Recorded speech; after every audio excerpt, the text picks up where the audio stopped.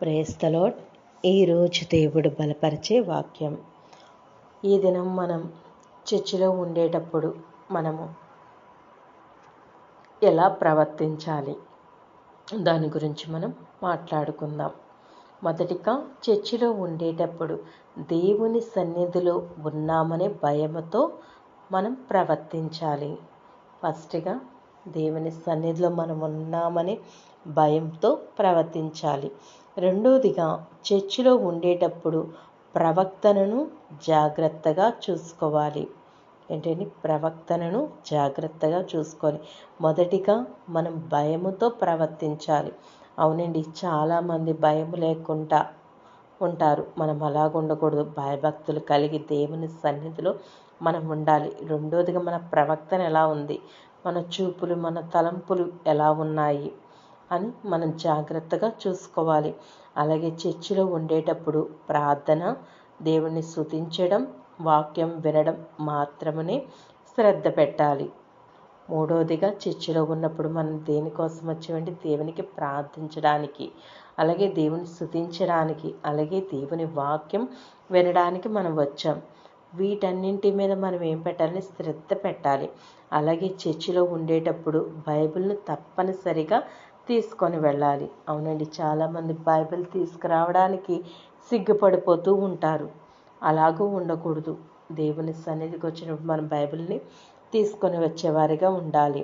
అలాగే చర్చిలో ఉండేటప్పుడు అనాలోచనగా ఉండకూడదు. అవునండి, చర్చిలో ఉన్నప్పుడు అనాలోచన మనలో ఉండకూడదు. బాడీ ఇక్కడ ఉంటుంది, మైండ్ ఎక్కడో ఉంటుంది. కొంతమంది ఇంటికాడ, కొంతమంది దారిలో, కొంతమంది అనేక విషయాల గురించి ఆలోచిస్తారు. అలాగూ ఉండకూడదు. కానీ మన ఆలోచన సరైనదిగా శ్రద్ధ వహించేవారిగా మనం ఉండాలి. అలాగే చర్చిలో ఉన్నప్పుడు సెల్ ఫోన్ సైలెంట్గా మనం పెట్టాలి, లేకపోతే స్విచ్ ఆఫ్ చేసేయాలి. అవునండి, వాక్యం చెప్పినప్పుడు ప్రార్థన చేసినప్పుడు కాల్స్ వస్తాయి, కానీ వాటిని ప్రార్థన ఆఫ్ చేసి వాక్యం ఆఫ్ చేసి వారు ఫోన్ మాట్లాడుతూనే ఉంటారు. అలాగే వాట్సాప్ అయితే రిప్లై ఇస్తూ ఉంటారు.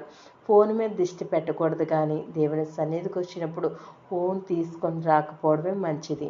తీసుకొచ్చినట్లయితే స్విచ్ ఆఫ్ అయినా సైలెంట్లోనే పెట్టేసుకొని మనం దేవుని వాక్యం వైపు అలాగే ప్రార్థన చేసేవారిగా మనము ఉండాలి. అలాగే దేవుని స్తుతించేవారిగా మనం ఉండాలి. అలాగే చర్చిలో ఉండేటప్పుడు ఎవరితోనూ మనం మాట్లాడకూడదు.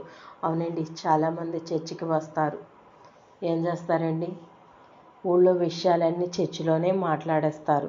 అలాగూ మనం మాట్లాడకూడదు. కానీ మనం దేవునితోనే మాట్లాడాలి. దేవుడు మనతోనూ, మనం దేవునితో. అంటే ప్రార్థన చేస్తూ మనం దేవునితో మాట్లాడతాం. ఆయన వాక్య రూపంగా మనతో మాట్లాడతాడు. అవునండి, మనము దేవునితోనే తప్ప మన యొక్క చుట్టుపక్కల వారితో మనం మాట్లాడేవారిగా మనం ఉండకూడదు. అలాగే చర్చిలో ఉండేటప్పుడు హృదయమును కుమ్మరించాలి. అవునండి, మీకు ఏ సమస్య ఉన్నప్పుడు కూడా మన యొక్క హృదయాలు కఠినపరచుకోకూడదు. కానీ మీకు ఏ సమస్య ఉన్నప్పుడు కూడా అది దేవునికి హృదయపూర్వకంగా ఆయనకు తెలియజేసుకోవాలి. మీకున్న ప్రతి బాధను ఆయన యొక్క సన్నిధిలో కుమ్మరించుకుంటే దేవుడు మీ యొక్క జీవితంలో కార్యం చేస్తాడు. అవునండి, అలాగే హన్న తన యొక్క బాధను దేవుని సన్నిధిలో కుమ్మరించుకుంది కాబట్టి తన యొక్క ఆనాటి నుంచి దుఃఖ నివారణ అనేది హన్న ముఖంలో లేదు. అవునండి, మీకు ఏ సమస్య ఉన్నప్పుడు కూడా ఆ దేవునికి మొరపెడితే గనక దేవుడే మీకు గొప్ప కార్యము చేస్తాడు. అలాగే చర్చిలో ఉండేటప్పుడు పిల్లలను తమ ఆధీనంలో ఉంచుకోవాలి. అవునండి, చంటి బిడ్డల తల్లిలో ఉన్నవారు ఏంటంటే వారి యొక్క పిల్లల్ని లాస్ట్ కూర్చొని, అంటే పిల్లల్ని అల్లరి చేయకుండా సైలెంట్గా పెట్టుకుంటూ దేవుని వాక్యము వినేవారిగా ఉండాలి. అవునండి, చర్చిలో ఉండేటప్పుడు వస్త్రాధరణ, మీ యొక్క వస్త్రములు విషయంలో జాగ్రత్తగా ఉండాలి. అవునండి, చాలామంది మోడల్ డ్రెస్సులు వేసుకొస్తారు. అలాగూ ఉండకూడదు. ఆ మోడర్న్ డ్రెస్ వల్ల వేరే వాళ్ళ కనుదృష్టి మీ మీద పడుతుంది. కానీ మన వస్త్రాధరణ సరైన వస్త్రము ధరించుకునే వారిగా మనం ఉండాలి.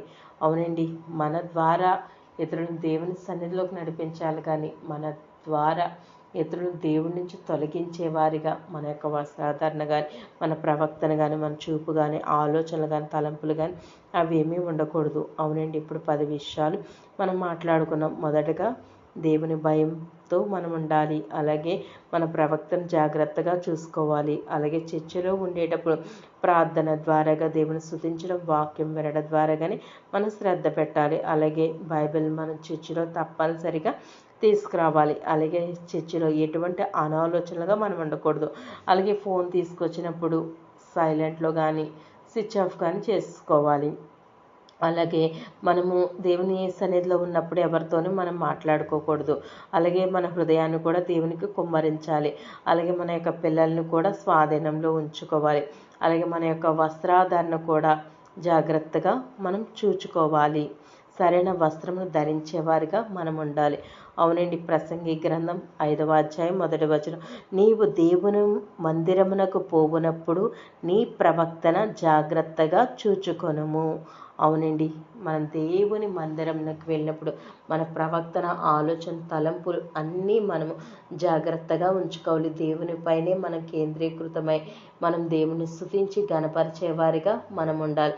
ఎటువంటి అనాలోచనలు కానీ ఎటువంటి చెడు దృష్టి కానీ మనం ఉండకూడదు. కానీ దేవుని భయం కలిగి దేవుని సన్నిధిలో జీవిందాం. దేవుడి ఆశీర్వాదాలను పొందుకుందాం. దేవుడి కృప అందరికీ దయచేయును గాక. ఆమేన్. Praise the lord.